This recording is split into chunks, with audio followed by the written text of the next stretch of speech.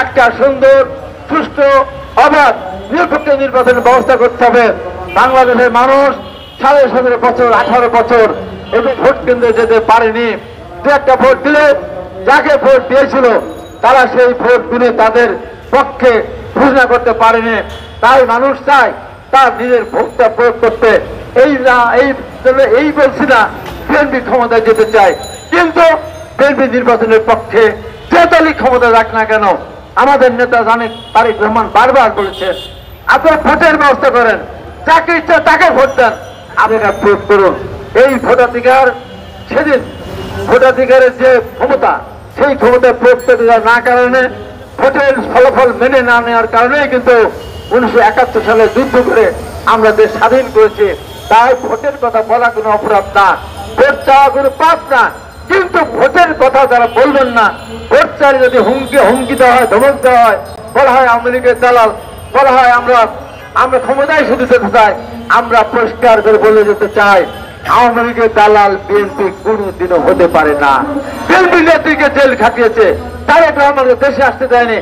আমার মতো একটা ক্ষুদ্র মানুষ সর্বপ্রথম আমি টকশোতে বক্তব্য দিয়েছিলাম 2015 সালে 12 জানুয়ারি। সেখান থেকে বের হওয়ার পর আমাকে টিভি গ্রেপ্তার করে নিয়ে আসলো এবং বাংলাদেশের বিগত সরকার সর্বপ্রথম আমাকে এবং আমার সাথে সাধারণ ভাই, আমার লিঙ্কন, শামীম, বেলাল, মনির সহ আমাদের 15 জনকে 4 বছরের সাজা দিয়েছিল। আমাদের লোকজন বাড়িঘর চালা হয়েছে। এই রিক্সা চড়তাম, আমি টেম্পুতে চড়ে, আমি উবারে চড়ে, আমি পাঠাওতে চড়ে, আমি বিভিন্নভাবে বিভিন্ন বাহনে চড়ে, পরিবহনে চড়ে জিজ্ঞাসা করেছি ভাই কি অবস্থা? বলে ভাই দেশে থাকতে পারি না, বিএনপি করতাম তাই দেশ ছেড়ে চলে এসেছে, এখন মিডিয়ার গাড়ি চালাচ্ছে। অসংখ্য মানুষ এই ঢাকা শহরের এলাকায় থাকতে পারে না, আমাদের জমি জমা কেড়ে নিয়েছে, মাছ থেকে পুকুর থেকে মাছ ধরে নিয়ে গেছে, বাড়ি ছাড়া করেছে, ঘর ছাড়া করেছে, মিথ্যা মামলাতে মাসের পর মাস আমাদেরকে জেল খাটিয়েছে। বাংলাদেশের আলেম সমাজকে মৃত্যু হত্যাকে কেন্দ্র করে প্রায় 15,000 মানুষকে রোজা রাখতে দেয়নি, ইফতারি খেতে দেয়নি, সেহরি খেতে দেয়নি। আমি সেদিন বলেছিলাম এই যে সেহরি খেতে দিলেন না, ইফতার করতে দিলেন না, তারাবি করতে দিলেন না, একদিন প্রকাশ হবে মৃত্যুকে কোন জঙ্গিবাদ, কোন ইসলামিস্ট কোন দল মৃত্যুকে হত্যা করেনি, আসল খবর বের আসবে।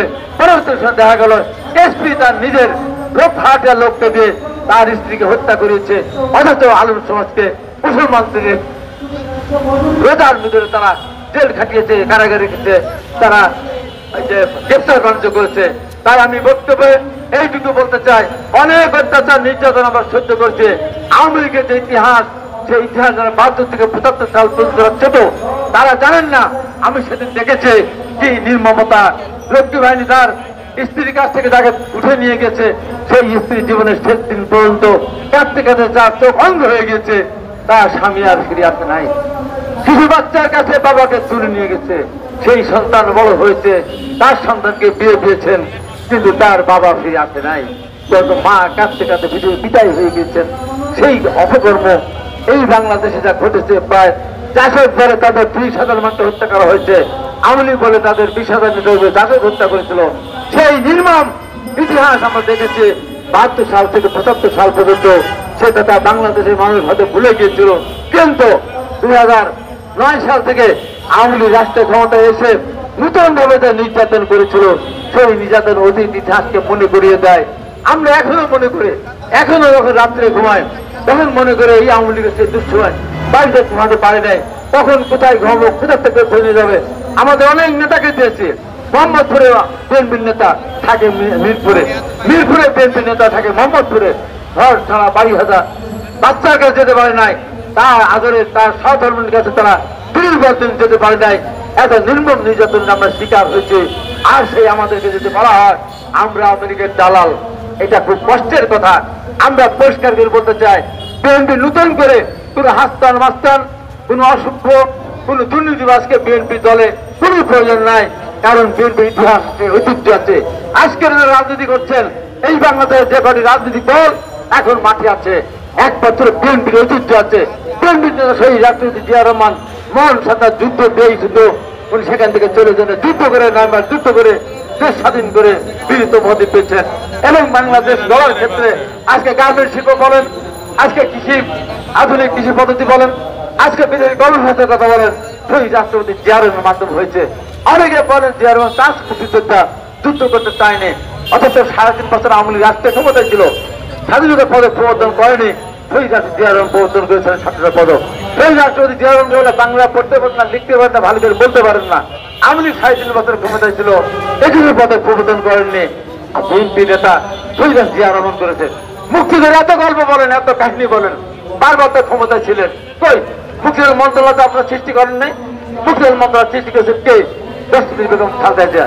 এই যে বিদেশের লোক পারেন গর্ব করেন, এই বৈদেশিক কর্মসংস্থান মন্ত্রণালয় আপনাদের ক্ষমতায় ছিলেন, আপনারা করেছেন না? বেগম খালেদা জিয়া করেছেন। এই যে নারী শিক্ষাতে জাগরণ সৃষ্টি করেছেন দেশপ্রেমিক বেগম খালেদা জিয়া। খাদ্যের বিনিময়ে শিক্ষা কর্মসূচি উনি প্রবর্তন করেছিলেন। মেয়েদের স্কুলে গেলে তাদেরকে অভিবৃদ্ধি দেওয়া হবে, এইভাবে দেশটাকে সামনে দিকে এগিয়ে নিয়ে গিয়েছিলেন। সেই নেত্রীকে অন্যায় অনির্বাণের ভিতরে আওয়ামী লীগ ষড়যন্ত্রের ক্ষমতা এসে দীর্ঘ 4.5 বছর দেশ থেকে পিছিয়ে দিয়ে জাহান্নামের দিকে নিয়ে গেছিল। সেখান থেকে ছাত্র জনতা আন্দোলন সংগ্রাম করে সেই আওয়ামী লীগকে এই দেশ থেকে বিতাড়িত করেছে। আমি পরিষ্কার করে বলতে চাই, এখনো আওয়ামী লীগের অনেকেই উঁকি মারেন, ঝুঁকি মারেন, ঈদের মাঠে গিয়ে জয় বাংলা স্লোগান দেন। বলেন তো দেশের লজ্জার আর কিছু থাকে? সাহস নাই, আসুন না মাঠে আসুন। নূর হোসেন দিবসে দেখলাম বীর নূর হোসেন, যে নিজের বুক এবং পিঠকে পরিষ্কার করেছিলেন, কাগজ ব্যবহার করেন নাই।